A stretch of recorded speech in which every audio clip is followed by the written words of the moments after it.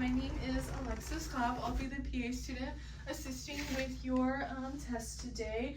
So could I go ahead and have you confirm your name and date of birth for your records? Claire Williams, 10/16/2001. Okay, so I go by she, her. What are your pronouns? She, her. Okay, so today I see you're here because of some throat pain and they want to go ahead and get a pharyngitis test on you. So this is going to be just a test to test for a group A strep, which is the most common cause of pharyngitis, which is just the inflammation or infection of the back of that throat. So you're probably having some sort of throat, and that's why they're wanting to do this at this point. So when we do this, you could also be having some exudate and stuff like that. So what I'm going to go ahead and do is complete this exam by just using my throat swab, which I have an example here. And we just go ahead and swab that back, the two tonsils as well as the posterior aspect of the pharynx, and then we are going to go ahead and just collect that sample and then test it. The testing should take, if it's a rapid one, about 20 minutes. We can also do a culture, and that would take about 2 to 7 days. So we'll do the rapid one for us here just so we can get those results back. When they come back, if it is positive, we would get you started on some antibiotics. If it's negative, we can again do that culture. That'll take a little bit longer, and then when those results get back, to go from there with that. So when I do this procedure, it's going to be real fast. And all we'll basically do is I have this tongue depressor here. You can hold it if you want, just to kind of see what it's like. This isn't the one we'll be using, of course, but that is to kind of hold your tongue down. And then this is the swab, this edge part, that is what will be just swabbing the back. Again, it'll just be a light, really fast swab of just those both sides and the back. And these aren't the ones we'll be using. We'll have sterile ones for the procedure so that we don't get any more infection in there or cause an infection if you don't end up having one. So when I do this, I am going to have you just sit there. You're going to tilt your head back slightly. I will be using this light. I can go ahead and show you kind of what it's like. It's really bright, so don't look directly at it. But we would have that light just so I can make sure I can see back there properly, make sure I'm getting the correct areas so that we get the right swab and we don't have to do it again. And then before that, I also would be using my pin light here, and we'd just be kind of looking in the back, making sure that there's no swelling that might be causing you some difficulty breathing.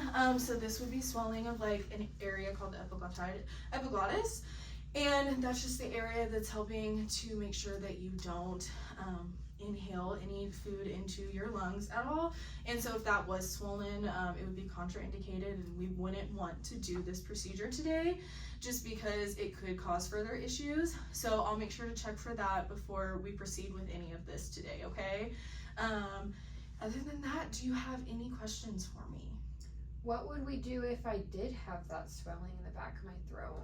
So if you did have that swelling, we'd probably get you over to the ER and they would help get you taken care of there. They do have a lot of procedures in place if something like that happened. Okay. But that probably isn't the case today since you're not leaning over having difficulty breathing, but we'll make sure to rule it out every single time as it's not something we want to miss. Gotcha. That makes sense. Yeah, and then I didn't tell you kind of what it would feel like, so I just want to make sure you're aware of that also. It might be a little bit of a tickle and it might cause you to gag just a little bit, but there shouldn't be any pain with it involved, and if there is pain, I want you to make sure you let me know, and then afterwards you shouldn't have pain as well. And again, if there is pain, make sure to let me know, so that's not something we want you to have, okay? Okay. Okay, so any other questions? Okay, do I have your consent to proceed with this today? Yes. Okay, so just to start off with, I am going to go ahead and put on some gloves. First, I'm going to go ahead and get my sterile tongue depressor as well as swab here. So these are there's sterile packaging still so that we don't have to worry about any more infections. I'm going to set them right here for us to use.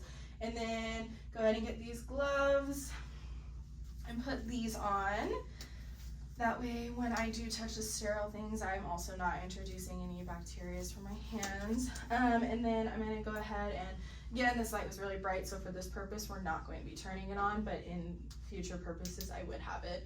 Okay, so I'm going to go ahead and just open up and check for that swelling. Okay, perfect. So since we didn't see any of that, we can proceed today. We won't need to have you go to the ER, which is a very good thing. So next I'm going to go ahead and just grab these. Again, these are what I showed you previously. I had you go ahead and hold just so you were comfortable with them. So again, go ahead and you're sitting up and then just lean your head back just a little bit. Perfect. So I'm gonna go ahead and with my non-dominant hand, I'm gonna grab this one and then we're just gonna go ahead and throw that away over here.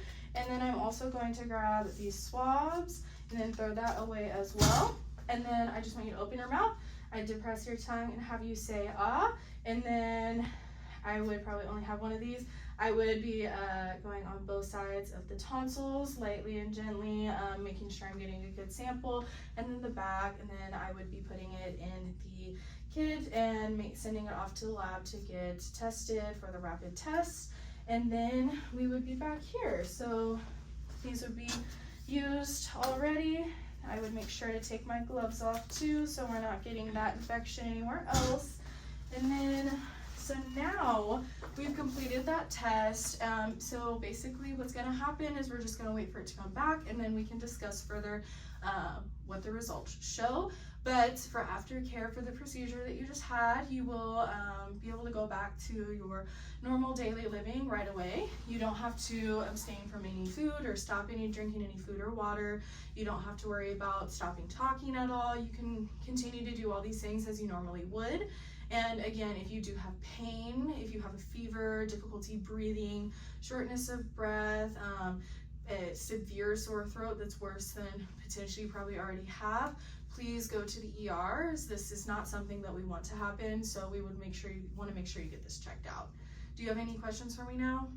No, I think that sounds good. Okay, well, thank you for letting me help you today. Throughout this procedure, I would make sure to have the proper personal protective gear on, including things such as eye coverings, the goggles, as well as a face mask and gloves to make sure that I am being kept safe from getting any contact with any infectious organisms.